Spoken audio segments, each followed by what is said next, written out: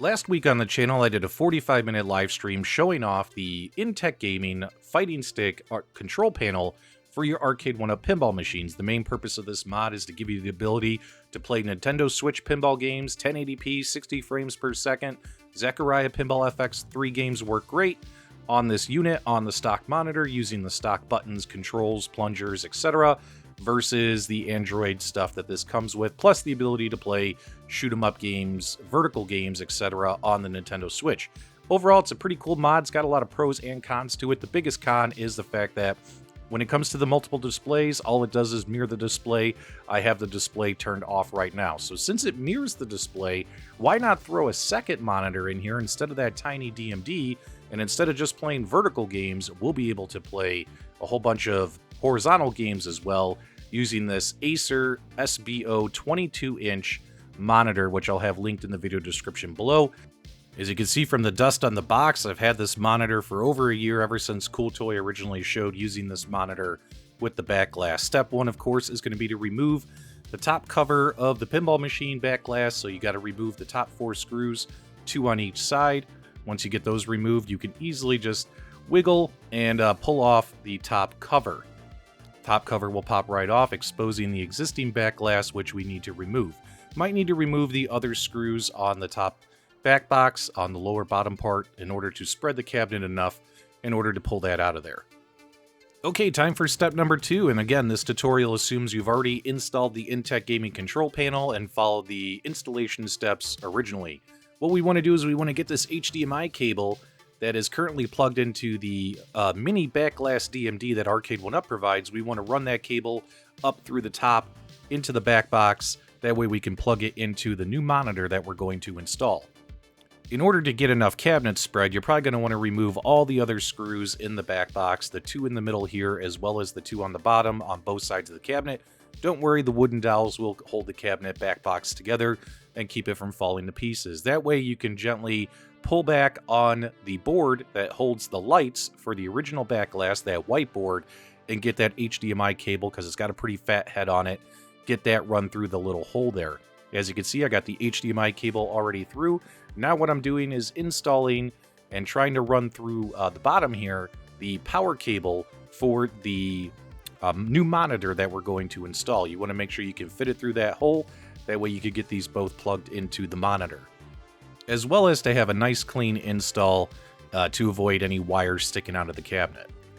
Okay, step number 3, we're going to install some L brackets on the monitor. These do not come with the monitor. These are 1.5-inch L brackets that I picked up at the local hardware store. We're going to use some double-sided sticky tape cut to fit. This will give it some additional support, as well as keeping it from falling backwards inside of the back box or falling outwards on top of the pinball machine. Go ahead and get the sticky side there. You could either choose to put double-sided sticky tape on the bottom, or if you wanted to, you could pick up some basic size 8 screws here. That way you could screw it into the bottom of the back box once you get it mounted. It's totally up to you, but as you can see, it gives it a nice little support system. That way the monitor is not going to fall over. That brings us to step number 4, and if you remember, we ran our HDMI and the monitor power cables through that little power cable slot in the back of the back box. So now we're going to go ahead and connect those cables. You'll see I have the power cable and the HDMI cable plugged in. Now we're ready to get this thing mounted. Now, in order to make sure that this thing also stays permanently attached to the back box, we do have another step we need to do. Okay, you'll notice on the top lip of the back box, we again installed some 1/2-inch double-sided sticky tape. Hell, if you have 1-inch or any other size double-sided sticky tape, you can go ahead and just cut it to fit and make sure it just covers that lip of the panel. If you're using white like this one, it's best to have a Sharpie and color in the top panel. That way there's no white edge sticking out of the top of the cabinet. That way it's black. I recommend finding some black 3M 1/2-inch double-sided sticky tape if you got it. I just used what I had. And what you want to do here, of course, is get the monitor lined up and installed correctly inside of the back box. You'll have to pull back on the cables to make sure that the cables aren't preventing you from getting this installed flush. As you can see here, this is a real-time install. And also on the bottom right corner of this monitor is where all the power buttons are, where you see that blue light. I have it plugged in so I can make sure that it was powered on and staying on, etc. Once you get it mounted flush in there, you can go ahead and press firmly back on the top to make sure that it's adhered to the double-sided sticky tape. Again, you're going to mount it at kind of a slight angle where the bottom sticks out just a little bit, enough to make sure that the power button for the monitor and all the other buttons for the monitor next to that blue light in the bottom right corner are exposed. That way you have access to them, because if they're pushed all the way in, well then the power off button is going to be permanently pressed in on the monitor and you'll never be able to turn it on. So it should have a lip. And when you're done, it's going to look something like this. It doesn't look too bad in my opinion, and all of our buttons are exposed. What is nice about the Intec Gaming mod is the red launch button becomes a toggle switch to turn the back glass or secondary display that's being mirrored on or off. As you can see, if I'm going to play pinball on this thing, I'll have that turned off. All I have to do is hold that red launch button on the pinball machine for 5 seconds, it turns off. That way I could just focus on the pinball play and not have this horizontal pinball sticking up. And then all I have to do, of course, is let's say I'm playing pinball and I decide, hey, I want to take a pinball break, I want to play some horizontal games, or I don't feel like playing vertical games, I want to play some horizontal games, hold it for 5 seconds and boom, it'll pop on and you're ready to play those games. Not being able to toggle off the playfield monitor kind of stinks, but then again, when I'm sitting in a stool in front of this pinball machine, trying to turn it now into some kind of pinball arcade multicade, I'm so focused looking up at the larger, 21.5 inch, almost 22 inch monitor, playing the horizontal games, that I don't even notice what's going on the playfield.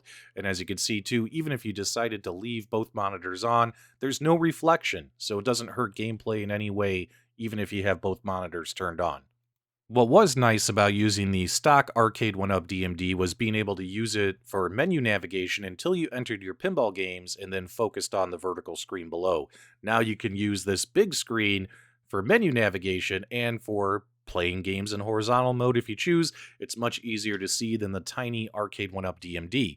And now we have access to playing a whole bunch of stuff, whole bunch of modern games, whatever games you own on the Nintendo Switch library that work with just the analog stick. Remember, the game has to be compatible with D input, not with the analog input. So if it works with the D-pad and has 6 buttons or less, you'll be able to play it on this particular cabinet in this particular mod.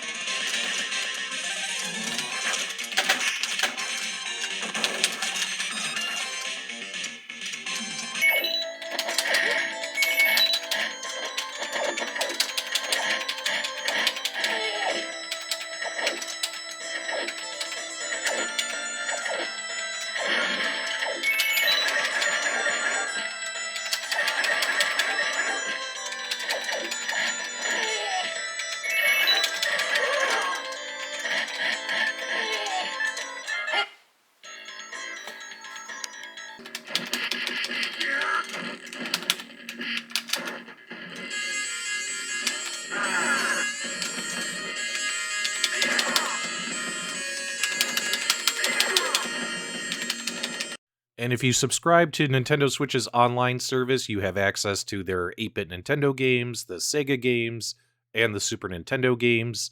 All of those games do work on this control panel without any issues, and they're fun to check out and play when you feel like taking a pinball break.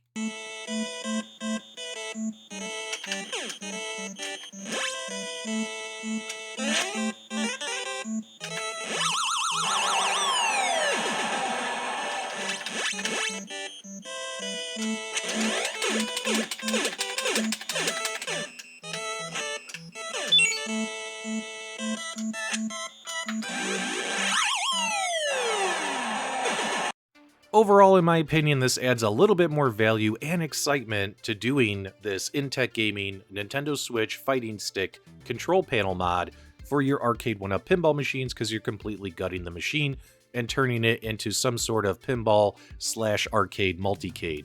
If all you care about is playing pinball on a pinball machine, well then this product's not for you. I would recommend doing the Team Encoder pinner hack mod on this cabinet instead and stick with just pinball. But this does add a little bit more value to doing this mod, in my opinion, and that's what I think about it. But let me know what you guys think. I've been having fun playing Cobra Kai, The Takeover, a whole bunch of side-scrolling beat-em-up games, modern games, Streets of Rage, etc.